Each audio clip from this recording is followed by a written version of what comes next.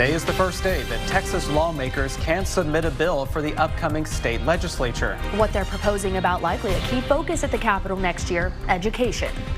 And President-elect Donald Trump announced a few more nominations for his upcoming administration. What names we know so far?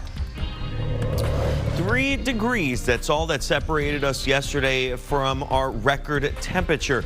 Will we get that close again today? More details coming up. In-depth, investigative. This is KXAN News at Noon. Some news we're following this morning. News Nation and The Hill, which are both owned by the same company as KXAN, are now reporting that Republicans will take the majority in the U.S. House of Representatives. Good morning and thanks for joining us. I'm Avery Travis. And I'm Will Dupree. According to those two outlets, Republicans have won the 218 seats they need to remain in power in the U.S. House. We want to show you a graphic now, though, which is fed in with numbers from the Associated Press.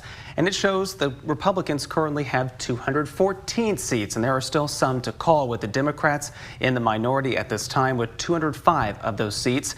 If the Republicans win a majority in the House, the Republicans will control both chambers of Congress as well as the White House. Speaking of, President-elect Donald Trump is busy building his new administration. He's filling key White House positions with leaders who will shape federal policy for the next 4 years. Washington correspondent Hannah Brandt has the latest. The new Trump White House is being staffed with close allies of the incoming president, many of whom are familiar faces.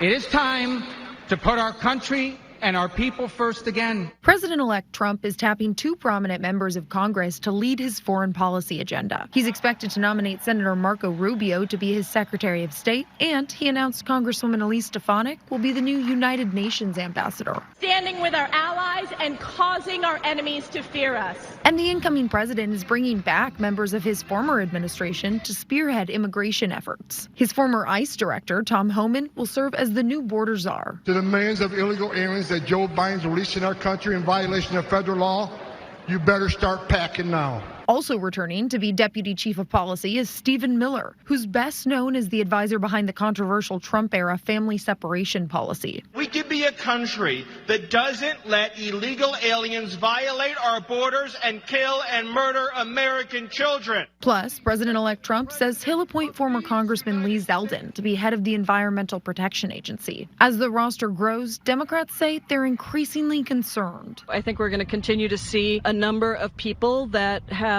disturbing histories being appointed to many of these positions.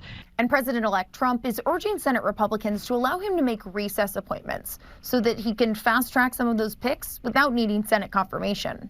In Washington, I'm Hannah Brandt. Hannah, thank you. Some of the president-elect's other picks include Florida Congressman Mike Waltz as his national security advisor. That's according to sources for NBC. Waltz served in the Green Berets. Like some other Republicans in Congress, Waltz is critical of American aid to Ukraine. The White House national security advisor position does not require Senate confirmation. NBC is also reporting the FBI is preparing for Trump to replace the Bureau's director, Christopher Wray. Trump appointed Wray in 2017 after firing James Comey. Since then, Trump criticized Wray's leadership of the Bureau. 2 sources say Trump is considering replacing Wray with Kash Patel.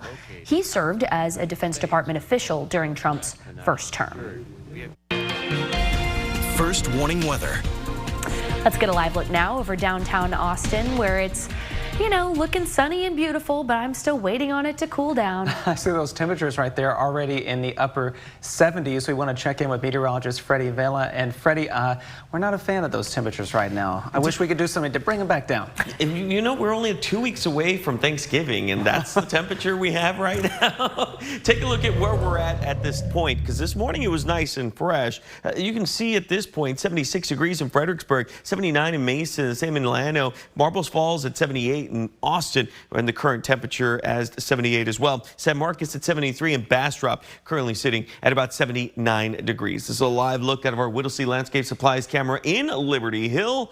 And just a couple of clouds, one there, and then a few more as you get farther out. But blue skies and sunny conditions overall, and that seems like it's going to be dominating the rest of the day itself. Zoom out for the rest of the state. And we're all in the same boat here. I don't see any big changes. Rainfall mostly out towards Louisiana and out towards the east. After school today, temperatures will be at around 83 degrees with those mostly sunny skies and feeling just a tad warmer outside. So what are we watching? Because I mentioned the warm temperatures that unfortunately we're dealing with. That's close to getting to the records that we've seen. So we'll talk about that. There's a couple of fronts on the way. That should help out our temperatures just a bit. But the biggest thing is that we could see rainfall in our future again.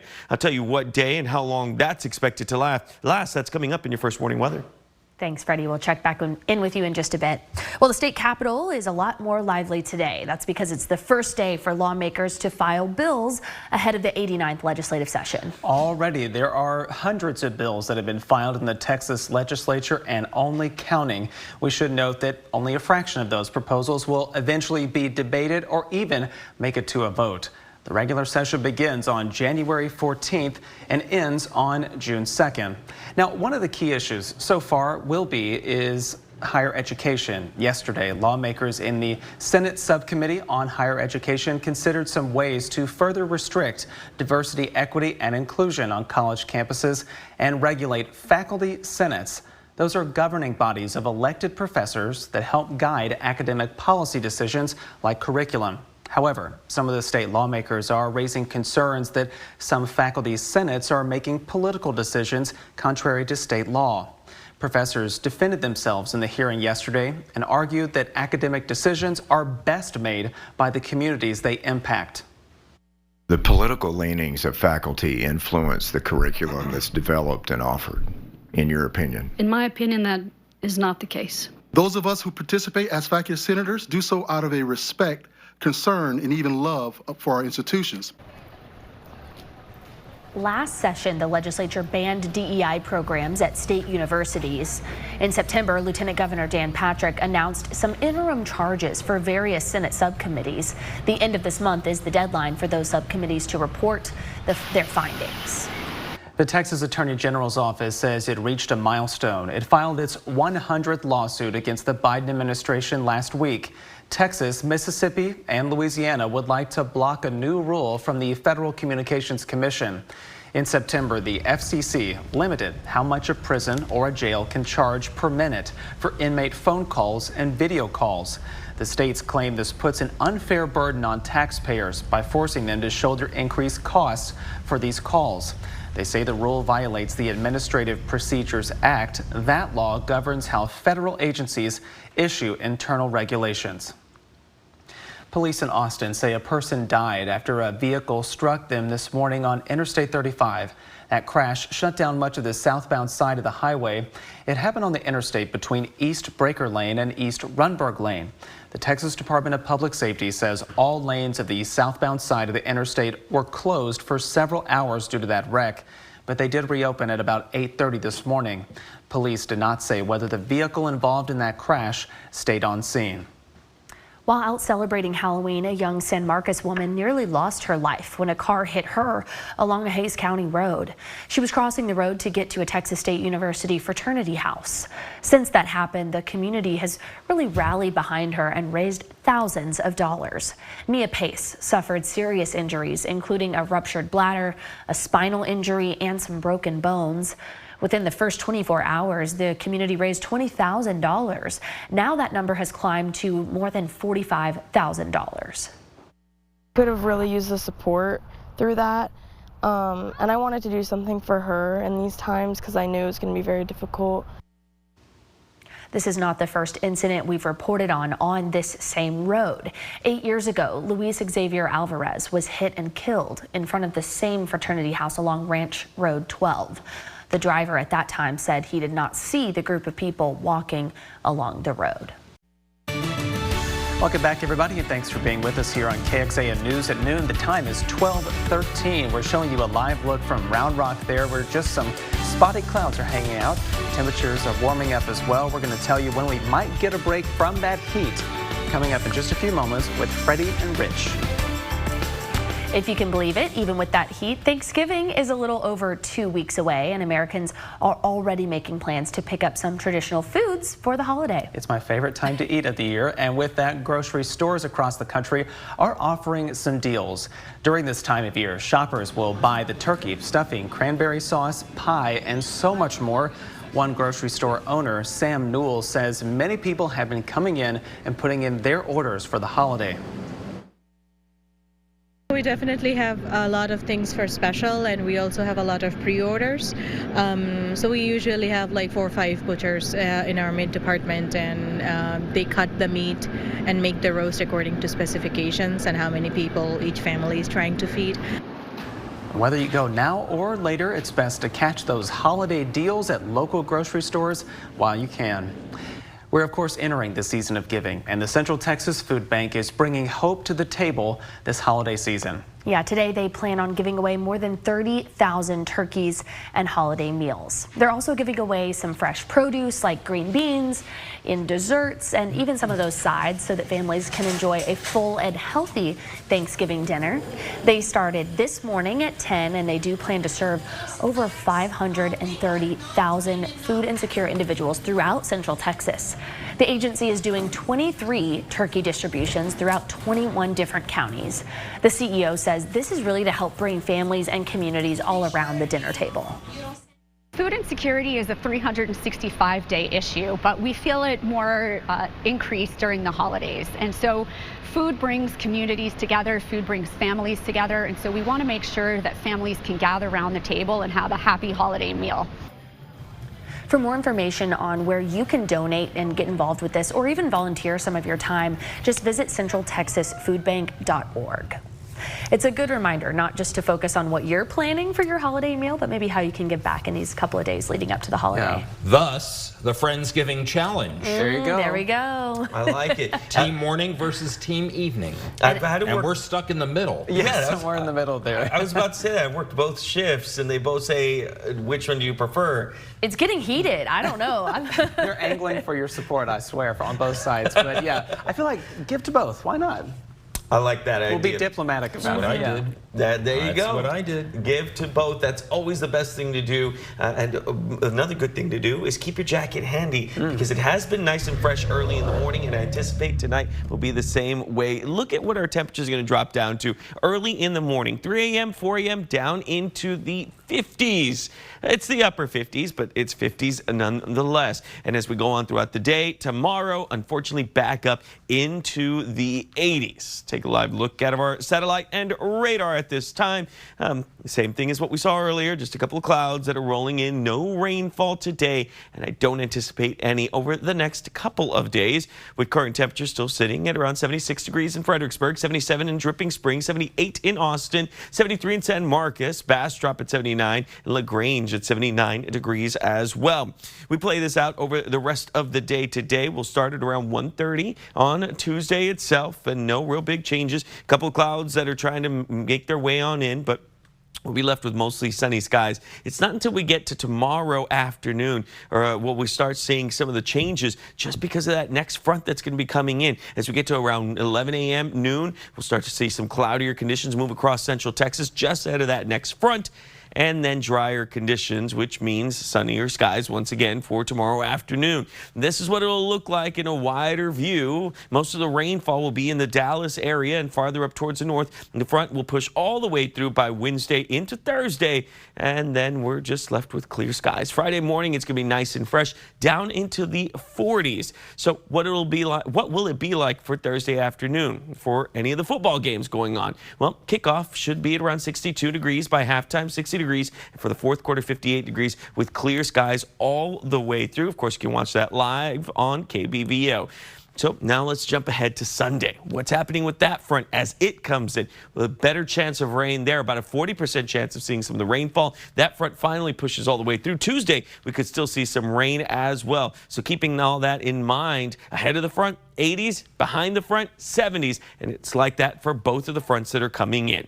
Areas to watch. We've been watching one area of interest down in the Caribbean, 80% chance of that developing over the next 7 days. 7-day forecast, 80s, 70s. Let's look at the other front. 80s, 70s. It's the same thing on both sides of that. The only difference is Monday, we have a better chance of seeing some rainfall. Let's go and send over to Rich Siegel. Thank you, Freddie. As the Climate Change Summit continues in Azerbaijan, we're looking at what Climate Central put together here. Pre-industrial, before the Paris Agreement, we were on target to see global warming exceeding 4 degrees by the year 2100.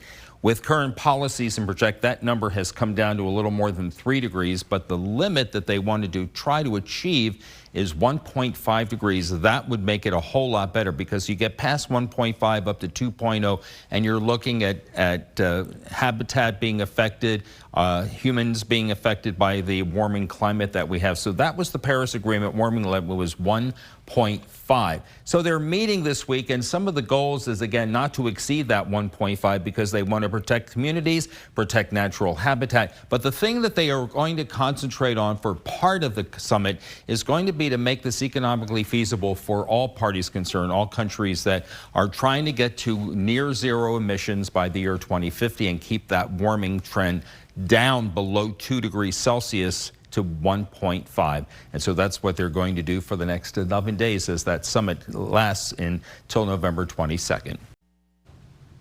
Ukrainian President Volodymyr Zelensky said on Monday the country's troops were holding back Russian attempts to regain territory in the Kursk region. Kyiv's forces claimed the area in a surprise cross-border operation back in the summer.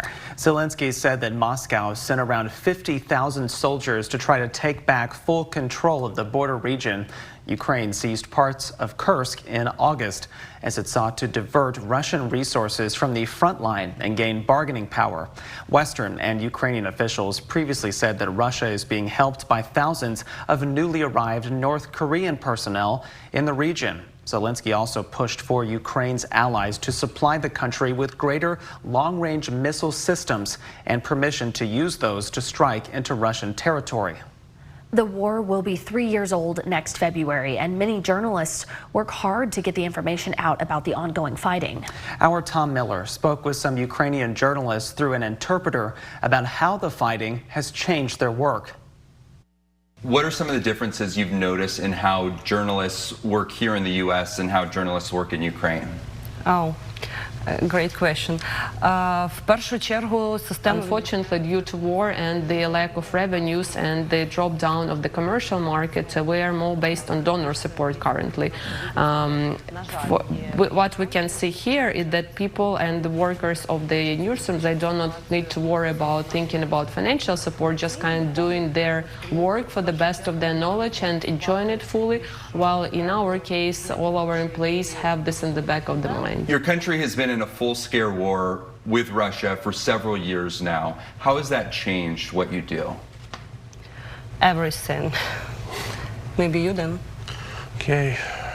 We had to recalibrate from being the ads-driven media to donor support funds, which also put a heavy workload increase, and we're working 24/7.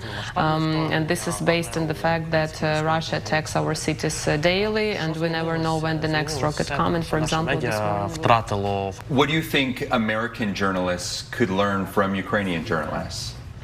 We would really like not to teach you this, but we can teach you that to be more stress resilient. And it is very important to understand that, for example, trivial things like not having coffee somewhere, it's not a problem. It's not a big deal. The problem is that when my friend, for example, calls me at 3 a.m. today and he is asking if I can help him as a reporter to find out whether there are people alive in the buildings that had been shelled by Russia. And we hope that you will not need this experience. Thank you both for taking the time to talk with us. In-depth, investigative. This is KXAN News at Noon. It has been a week since the election, and there are still races that have not been called. Here in Austin, candidates for mayor are waiting for some ballots to be counted. We need those votes counted before we know whether Austin Mayor Kirk Watson will win or head to a runoff with second-place finisher Carmen Yanez-Polito this December. To win outright, Watson needs more than 50% of the overall vote. He is at 50.01% right now, with unofficial ballots counted. The ballots we're waiting on are late mail-in ballots, provisional ballots, and overseas military ballots. There will not be any answers today, though. It's the deadline for the clerk's office to receive military and overseas mail ballots. Travis County leaders told us they expect to canvass Wednesday, possibly into Thursday.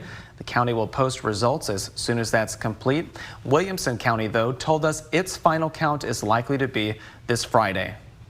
Going in depth here, you may be wondering, what is a canvass? Well, according to the U.S. Election Assistance Commission, it is a post-election process that confirms all valid ballots cast are accurately counted and included in those final election results. That's when they'll decide whether provisional ballots are valid. They'll look for marking errors and reconcile the number of ballots cast with the number of people who voted.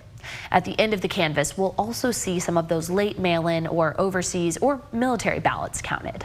A call into an Austin City Council meeting is raising concerns after some say they believe it was generated by artificial intelligence. What if Israel has to become a democracy where the Arabs have equal rights? I mean, just imagine if they were able to vote.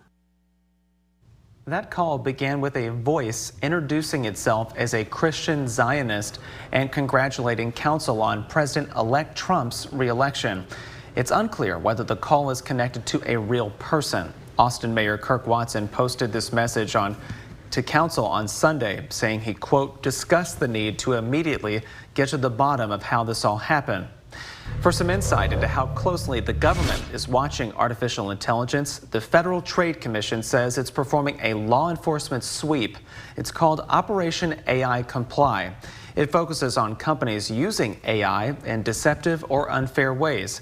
Several factors inspired that initiative. They include the use of bots to create fake reviews, claims of selling AI lawyer services, and claiming to help people make money on online stores. The chair of the FTC says using AI tools to trick, mislead, or defraud people is illegal.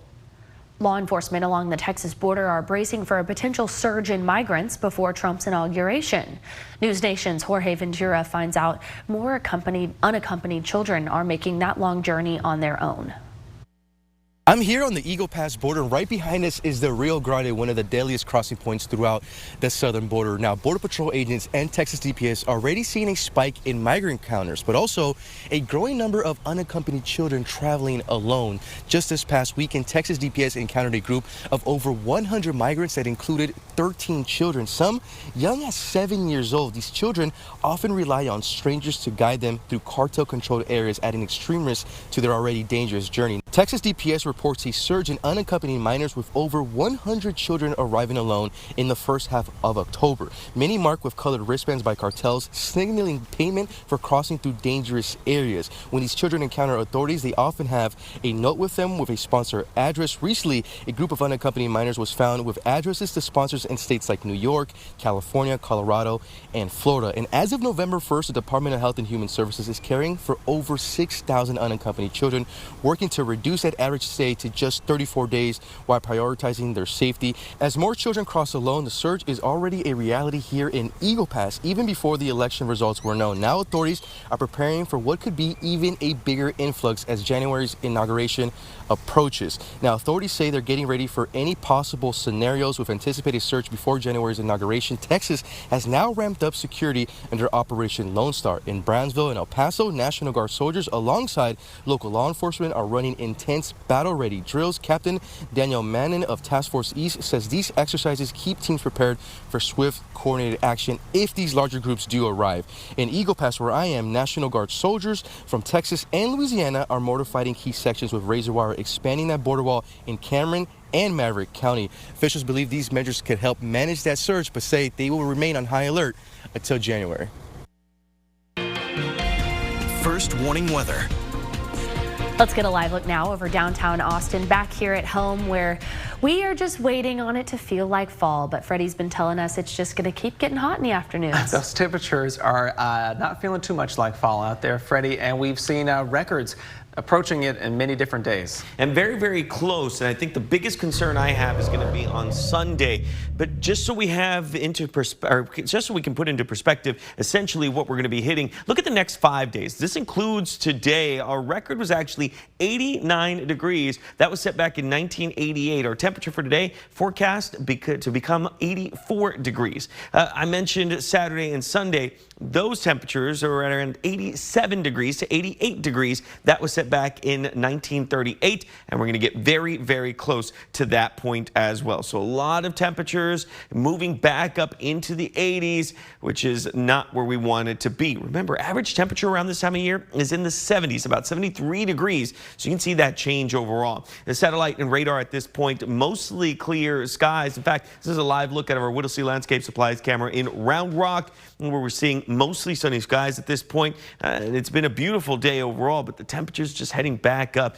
Wednesday, 85 degrees. Again, closer and closer to those record temperatures. Thursday, not as close. We have a front that's going to come in Wednesday going into Thursday. That'll help us out. We'll stay in the 70s over Thursday and Friday, but unfortunately start to move back up. So we'll be talking about that in your first warning weather. We'll be talking about the two fronts on the way, and we're going to be talking about your rain chances returning as we get to the beginning of next week.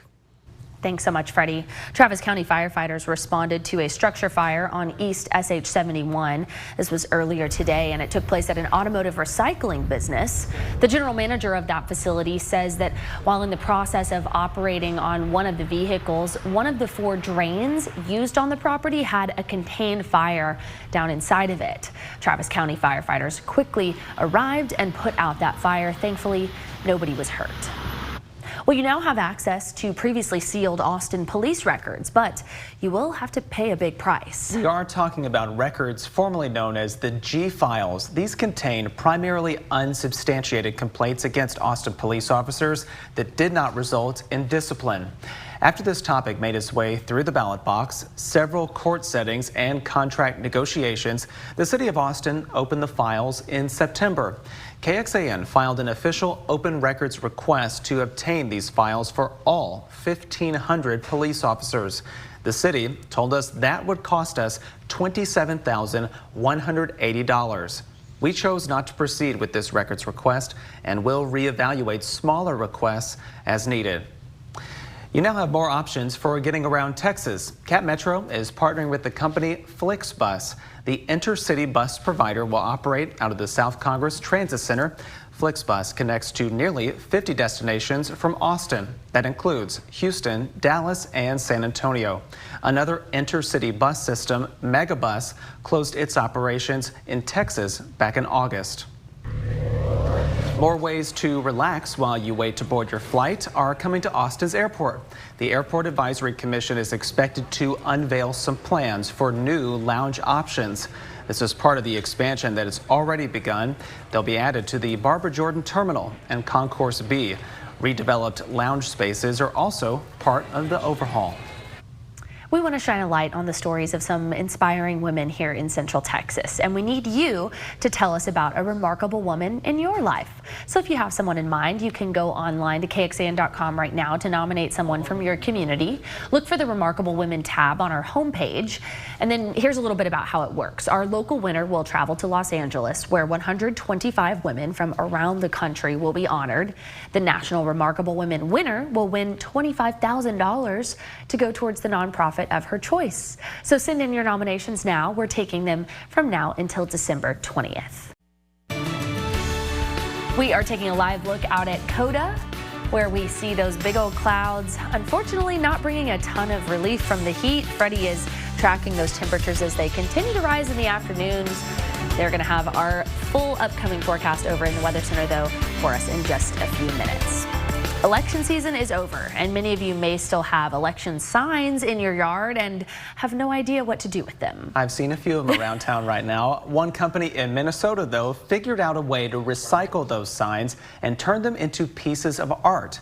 Reporter Jeffrey McClure toured the facility and gives us a look at what they can become besides trash. This is kind of like our showroom. The replay workshop in Proctor is filled with plastic. Bags, boxes, all full to the brim. It's a good one, yeah. But it's not just inside. Thanks to WLSSD, there's even more waiting outside. Bins and lids and other things like that just gets thrown. It ends up going right to landfill. Yeah. Shane Demos has worked in Atlas Games replay workshop for almost 2 years, and in that time, he's recycled tons of plastics. We just try to give it one more turn. So let it be, a coaster or a clipboard, or it could be like a game product or anything like that. Now, following one of the most watched elections, Demos is anxious for more. All the yard signs that a lot of people have tend to get thrown away. It's awesome because we can use all that stuff. And he's expecting a big dump this year. I think the last time we cut down yard signs, we had I think it was 700 pounds of yard signs. And that's not this one. This one's going to be a lot more. Once Demos gets the plastic, he'll put it in action. Clean it, shred it, and use it for something else that somebody can use for years.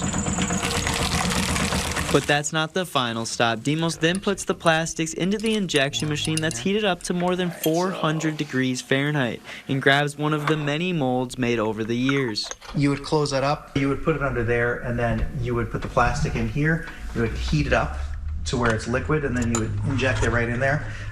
Just one example of what can be made from the recycled materials. Demos made these cheeseheads Wisconsin keychains. If you feel like you can use something and keep it from going into the trash and use it for something completely different and get 10 more years out of it, why wouldn't you do that? In Proctor, for one more turn, Jeffrey McClure, Northern News Now. Nice. Maybe give us some ideas there instead of just throwing them away.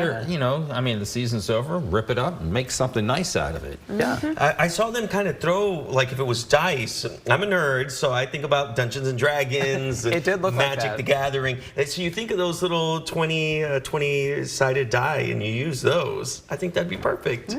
One thing to do with it. Something to just keep in mind out there for us nerds. Here's something that we are going to be watching overall. Is my weather computer died on me again. There we go. All right, satellite and radar. And this is the second time today. That's fine. We're able to see overall the cloud coverage. It's mostly out towards the west and down towards the south, but not necessarily here within central Texas. We've seen mostly clear skies, just a few clouds out there, but overall it's still been a pretty sunny day itself. Temperatures still sitting at about 78 degrees, winds coming in just below 5 miles per hour, but humidity back up once again. Pollen, that's also on the upward trend for today. Mold, keeping that in the high category. Grass, fall, elm in the medium categories, and ragweed in the low categories.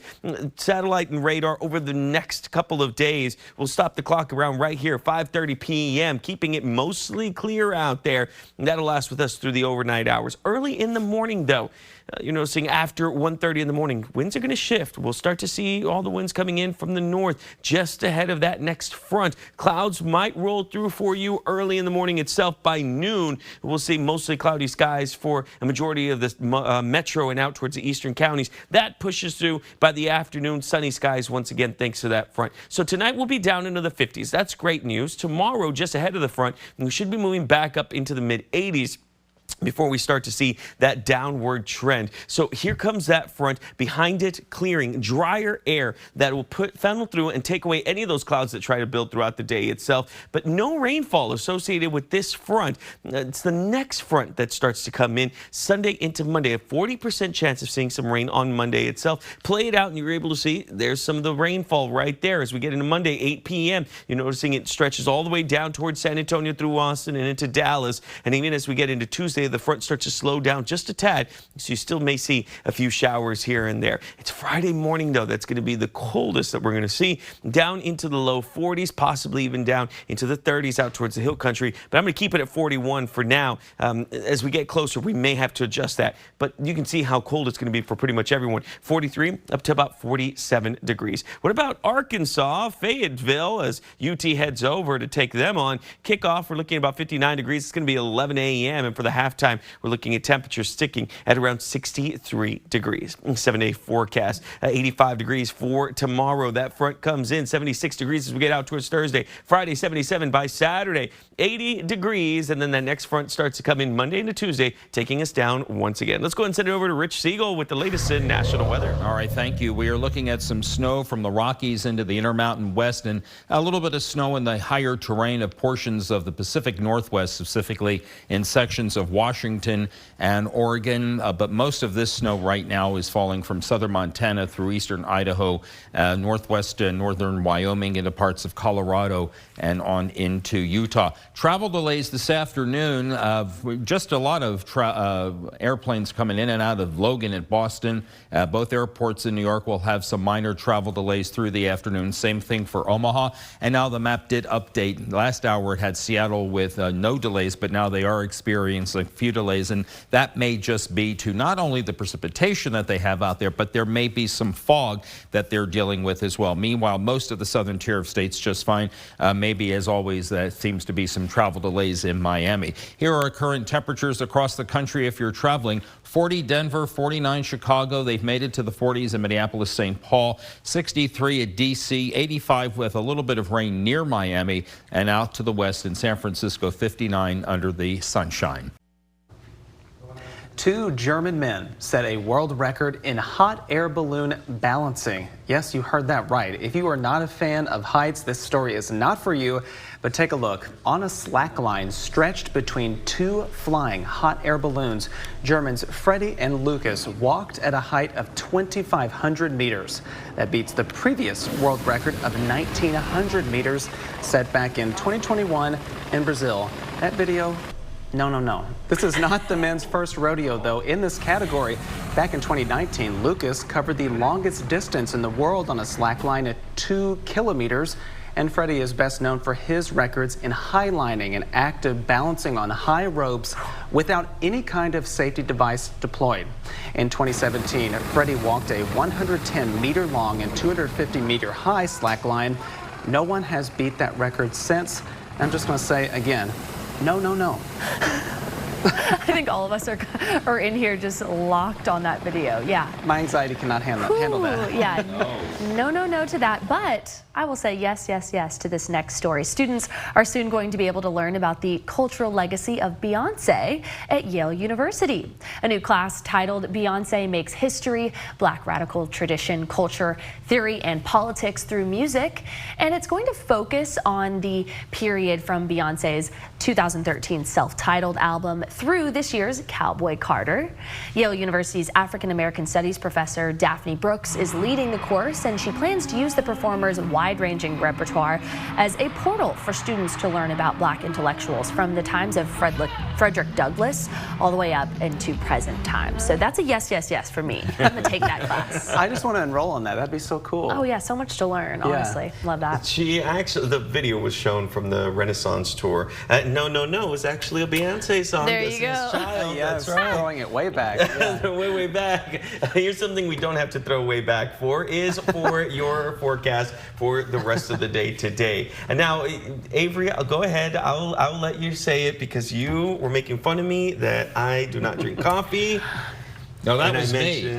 Oh, Rich it was all of us. Yeah. Here's the thing. I was just so shocked because I love this graphic. Same. And I figured a coffee lover had to have made it, but no. A non-coffee lover love this. To be fair, I do like the, vanilla bean The milkshake frappuccino. that they serve there? Yeah.